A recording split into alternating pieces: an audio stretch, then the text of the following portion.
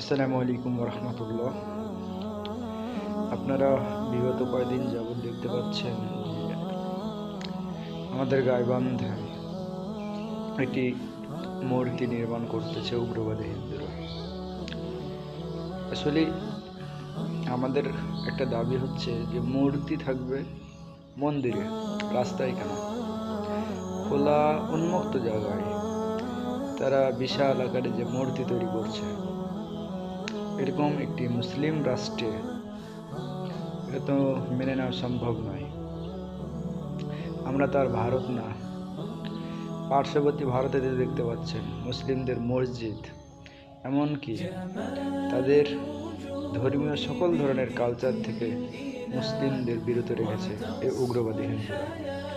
তাদেরই একটি পরিকল্পনা হচ্ছে এই রংপুর বিভাগকে নিয়ে। তাদের মূল টার্গেট হচ্ছে এই রংপুরকে দখল করা।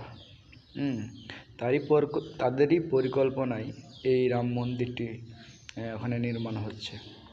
আমরা তাওহীদি জনতা, বাংলাদেশের সাধারণ মুসলিম থেকে শুরু করে সকলের প্রাণের দাবি, এই মুসলিম রাষ্ট্রে, এই শতভাগ প্রায় 95% মুসলিম দেশে কোনো রাম মন্দির বা কোনো রামের মূর্তি এই বাংলাদেশে হবে না, হবে না, হবে না।